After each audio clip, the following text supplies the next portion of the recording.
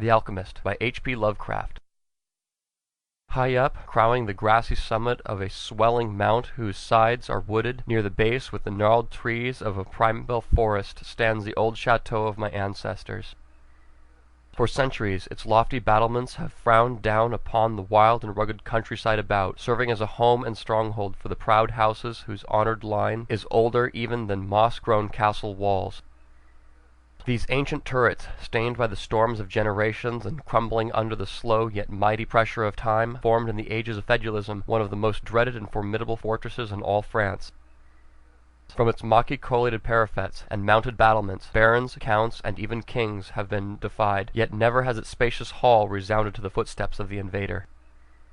But since those glorious years all is changed. A poverty but little above the level of dire want, together with a pride of name that forbids its alleviation by the pursuits of commercial life, have prevented the scions of our line from maintaining their estates in pristine splendor, and the falling stone of the walls, the overgrown vegetation in the parks, the dry and dusty moat, the ill-paved courtyards, and toppling towers without, as well as the sagging floors, the worm-eaten wainscots, and the faded tapestries within, all tell a gloomy tale of fallen grandeur. As the ages passed, first one, then another of the four great turrets were left a ruin, until at last but a single tower housed the sadly reduced descendants of the once mighty lords of the estate. It was in one of the vast and gloomy chambers of this remaining tower that I, Anton, last of the unhappy and accursed Counts of Dessy, first saw the light of day 90 long years ago. Within these walls and amongst the dark and shadowy forests, the wild ravines and grottos of the hillside below, were spent the first years of my troubled life. My parents I never knew. My father had been killed at the age of 32, a month before I was born, by the fall of a stone somehow dislodged from one of the deserted parapets of the castle, and my mother having died at my birth, my care and education devolved solely upon one remaining servitor, an old and trusted man of considerable intelligence, whose name I remember as Pierre. I was an only child, and the lack of companionship which this fact entailed upon me was augmented by the strange care exercised by my aged guardian in excluding me from society of the peasant children whose abodes were scattered here and there upon the plains that surround the base of the hill. At the time, Pierre said that this restriction was imposed upon me because my noble birth placed me above association with such plebeian company. Now I know its real object was to keep from my ears the idle tales of the dread curse upon our line that were nightly told and magnified by the simple tenantry as they conversed in their hushed accents in the glow of their cottage hearths.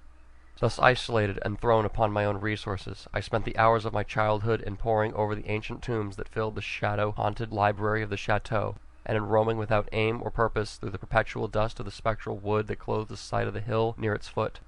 It was perhaps an effect of such surrounding that my mind early acquired a shade of melancholy. Those studies and pursuit which partake of the dark and occult in nature most strongly claimed my attention.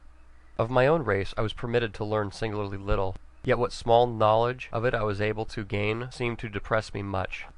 Perhaps it was at first only the manifest reluctance of my old preceptor to discuss with me my paternal ancestry that gave rise to the terror which I ever felt at the mention of my great house.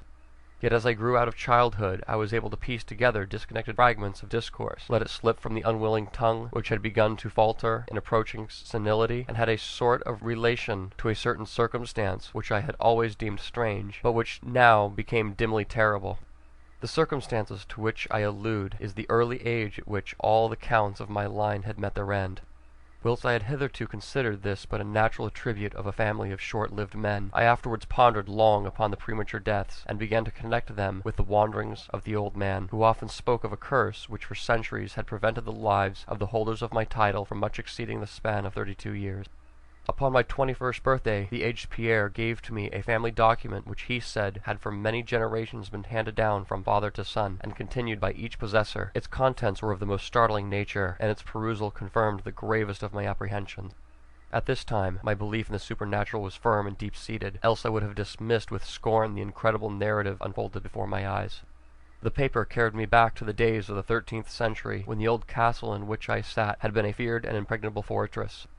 It told of a certain ancient man who had once dwelled on our estates, a person of no small accomplishments, though little above the rank of peasant, By name, Michael, usually designated by a surname of Malvaise, the Evil, on account of his sinister reputation. He had studied beyond the custom of his kind, seeking such things as a philosopher's stone or the elixir of eternal life, and was reputed wise in the terrible secrets of black magic and alchemy.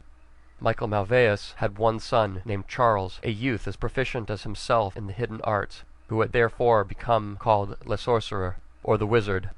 This pair, shunned by all honest folk, were suspected of the most hideous practices. Old Michael was said to have burnt his wife alive as a sacrifice to the devil, and the unaccountable disappearance of many small peasant children was laid at the dreaded door of these two. Yet through the dark natures of the father and son ran one deemingly ray of humanity. The old man loved his offspring with fierce intensity, whilst the youth had for his parent a more than filial affection. One night the castle on the hill was thrown into the wildest confusion by the vanishment of a young Godfrey, son to Henry, the Count. A searching party, headed by the frantic father, invaded the cottage of the sorcerers, and there came upon old Michael Malvaeus, busy over a huge and violently bouldering cauldron. Without certain cause, in the ungoverned madness of fury and despair, the Count laid hands on the aged wizard, and ere he released his murderous hold, his victim was no more. Meanwhile, joyful servants were proclaiming the finding of young Godfrey in a distant and unused chamber of the great edifice, telling too late that poor Michael had been killed in vain. As the Count and his associates turned away from the lovely abode of the alchemist, the form of Charles Le Sorcerer appeared through the trees. The excited chatter of menials standing about told him what had occurred, yet he seemed at first unmoved at his father's fate. Then, slowly advancing to meet the Count, he pronounced in dull yet terrible accents the curse that ever afterward haunted the house of C. "May never a noble of thy murderous line survive to reach a greater age than thine," spoke he, when suddenly leaping backwards into the black woods, he drew from his tunic a phial of colorless liquid, which he threw into the faces of his father's slayer as he disappeared behind the inky curtain of the night. The Count died without utterance and was buried the next day, but little more than 32 years from the hour of his birth. No trace of the assassin could be found, though relentless bands of peasants scoured the neighboring woods and the meadowland around the hill. Thus time and the want of a remainder dulled the memory of the curse in the mind of the late Count's family, so that when Godfrey, innocent cause of the whole tragedy, and now bearing the title, was killed by an arrow whilst hunting at the age of 32, there were no thoughts save those of grief at his demise. But when, years afterwards, the next young Count, Robert by name, was found dead in a nearby field of no apparent cause, the peasants told in whispers that their seigneur had but lately passed his 32nd birthday when surprised by early death. Louis, son to Robert, was found drowned in the moat at the same fateful age, and thus down through the centuries ran the ominous chronicle, Henris, Robert, Antonius, and Armand, snatched from happy and virtuous lives when little below the age of their unfortunate ancestor at his murder. That I had left at most but 11 years of further existence was made certain to me by the words which I had read. My life, previously held at small value, now became dearer to me each day, as I delved deeper and deeper into the mysteries of the hidden world of black magic. Isolated as I was, modern science had produced no impression upon me, and I labored, as in the Middle Ages, as wrapped as had been old Michael and young Charles themselves, in the acquisition of demonological and alchemical learning. Yet read as I might, in no manner could I account for the strange curse upon my line. In unusually rational moments I would even go so far as to seek a natural explanation, attributing the early deaths of my ancestors to the sinister Charles Le Sorcier and his heirs. Yet, having found upon careful inquiry that there were no known descendants of the alchemist, I would fall back to occult studies, and once more endeavor to find a spell that would release my house from its terrible burden. Upon one thing I was absolutely resolved. I should never wed, for, since no other branch of my family was in existence, I might thus end the curse with myself. As I drew near the age of 30, old Pierre was called to the land beyond. Alone, I buried him beneath the stones of the courtyard, about which he had loved to wander in life. Thus was I left to ponder on myself as the only human creature within the great fortress, and in my utter solitude my mind began to cease its vain protest against the impending doom, to become almost reconciled to the fate which so many of my ancestors had met. Much of my time now was occupied with the exploration of the ruined and abandoned halls of the towers of the old chateau, which in my youth fear had caused me to shun, and some of which old Pierre had once told me had not been trodden by human foot for over 4 centuries. Strange and awesome were many of the objects I encountered. Furniture, covered by the dust of ages and crumbling with the rot of long dampness, met my eyes. Cobwebs in a profusion never before seen by me were spun everywhere, and huge bats flapped their bony and uncanny wings on all sides of the otherwise untenanted gloom. Of my exact age, even down to days and hours, I kept a most careful record, for each movement of the pendulum of the massive clock in the library told off so much of my doomed existence. At length I approached that time which I had so long viewed with apprehension, since most of my ancestors had been seized some little while before they reached the exact age. Of Count Henry at his end, I was every moment on the watch for the coming of the unknown death. In what strange form the curse should overtake me I knew not, but I was resolved at least that it should not find me a cowardly or passive victim. With new vigor I applied myself to my examination of the old chateau and its contents. It was upon one of the longest of all my excursions of discovery in the deserted portion of the castle, less than a week before that fatal hour which I felt must mark the utmost limit of my stay on earth, beyond which I could not even the slightest hope of continuing to draw breath, that I came upon the culminating event of my whole life. I had spent the better part of the morning in climbing up and down half-ruined staircases in one of the most dilapidated and ancient turrets. As the afternoon progressed, I sought the lower levels, descending into what appeared to be either a medieval place of confinement or a more recently excavated storehouse for gunpowder. As I slowly traversed the nitre-encrusted passageway at the foot of the last staircase, the paving became very damp, and soon I saw by the light of my flickering torch that a blank, water-stained wall impeded my journey. Turning to retrace my steps, my eye fell upon a small trap-door with a ring, which lay directly beneath my foot. Pausing, I succeeded with difficulty in raising it, whereupon there was revealed a black aperture, exhaling nauseous fumes, which caused my torch to sputter, and disclosing in the unsteady glare the top of a flight of stone steps. As soon as the torch, which I lowered into the repellent depths, burned freely and steadily, I commenced my descent. The steps were many, and led to a narrow, stone-flagged passage, which I knew must be far underground. This passage proved of great length, and terminated in the massive oaken door, dripping with the moisture of the place, and stoutly resisting all my attempts to open it. Ceasing after a time my efforts in this direction, I had proceeded back some distance towards the steps, where there suddenly fell to my experience one of the most profound and maddening shocks capable of reception by the human mind. Without warning, I heard the heavy door behind me creak slowly open upon its rusty hinges. My immediate sensations were incapable of analysis. To be confronted in a place as thoroughly deserted as I had deemed the old castle with evidence of the presence of man or spirit produced in my brain a horror of the most acute description. When at last I turned and faced the seat of the sound, my eyes must have started from their orbits at the sight that they beheld. There, in the ancient Gothic doorway, stood a human figure. It was that of a man, clad in a skull cap and long medieval tunic of a dark color. His long hair and flowing beard were of a terrible and intense black hue and incredible profusion. His forehead, high beyond the usual dimensions, his cheeks, deep sunken and heavily lined with wrinkles, and his hands, long, claw-like, and gnarled, were such a deadly, marble-like whiteness as I had never elsewhere seen in man. His figure, lean to proportions of a skeleton, was strangely bent and almost lost within the volumes of folds of his particular garment. But strangest of all were his eyes, twin caves of abysmal blackness, profound in expression of understanding, yet inhuman in degree of wickedness. These were now fixed upon me, piercing my soul with their hatred, and rooting me to the spot whereon I stood. At last the figure spoke in a rumbling voice that chilled me through with its dull hollowness and latent malevolence. The language in which the discourse was clothed was that debased form of Latin in use amongst the more learned men of the Middle Ages, and made familiar to me by my prolonged researches into the works of the old alchemists and demonologists. The apparition spoke of the curse which had hovered over my house, told me of the coming end, dwelt on the wrong perpetuated by my ancestor against old Michael Malveus, and gloated over the revenge of Charles Le Saucier. He told me how young Charles had escaped into the night, returning in after years to kill Godfrey, the heir, with an arrow just as he approached the age which had been his father's at his assassination.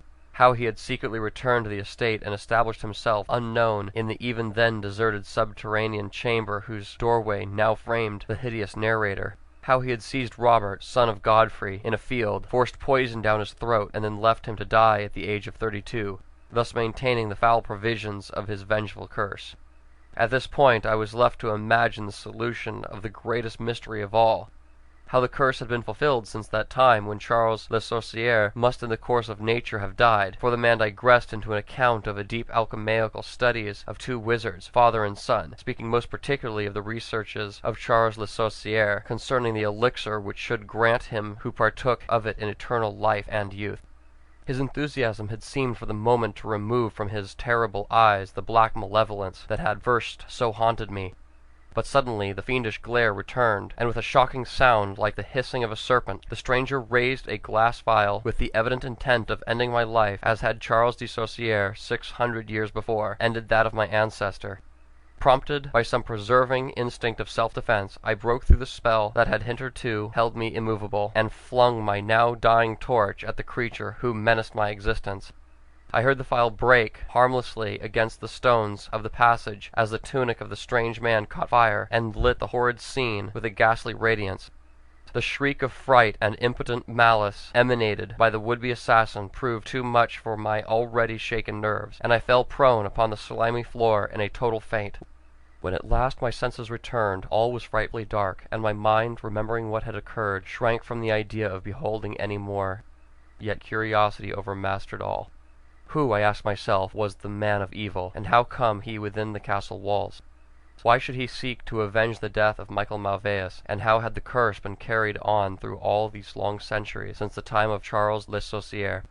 The dread of years was lifted from my shoulders, for I knew that he whom I had felled was the source of all my danger from the curse, and now I was free. I burned with desire to learn more of the sinister thing which had haunted my line for centuries, and made of my own youth one long continued nightmare. Determined upon further exploration, I felt my pockets for lint and steel, and lit the unused torch which I had with me. First of all, new light revealed the distorted and blackened form of the mysterious stranger. The hideous eyes were now closed. Disliking the sight, I turned away and entered the chamber beyond the Gothic door. Here I found what seemed much like an alchemist's laboratory. In one corner was an immense pile of shining yellow metal that sparkled gorgeously in the light of the torch. It may have been gold, but I did not pause to examine it, for I was strangely affected by that which I had undergone. At the farthest end of the apartment was an opening leading out into one of the many wild ravines of the dark hillside forest.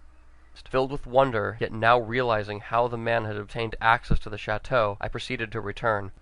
I had intended to pass by the remains of the stranger with averted face, but as I approached the body, I seemed to hear emanating from it a faint sound, as though life were not yet wholly extinct.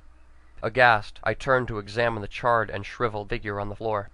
Then, all at once, the horrible eyes, blacker even than the seared face in which they were set, opened wide with an expression which I was unable to interpret. The cracked lips tried to frame words which I could not well understand. Once I caught the name of Charles Le Sorcier, and again I fancied the words years and curse issued from the twisted mouth. Still I was at a loss to gather the purport of his disconnected speech. At my evident ignorance of his meaning, the pitchy eyes once more flashed malevolently at me, until, helpless as I saw my opponent to be, I trembled as I watched him. Suddenly the wretch, animated with his last burst of strength, raised his piteous head from the damp and sunken pavement. Then, as I remained paralyzed with fear, he found his voice, and his dying breath screamed forth those words which have ever afterwards haunted my days and nights. "Fool!" he shrieked, "can you not guess my secret? Have you no brain whereby you may recognize the will which has through 6 long centuries fulfilled the dreadful curse upon the house? Have I not told you the great elixir of eternal life? Know you not how the secret of alchemy was solved? I tell you, it is I have lived for 600 years to maintain my revenge, for I am Charles Le Sorcier." End of The Alchemist.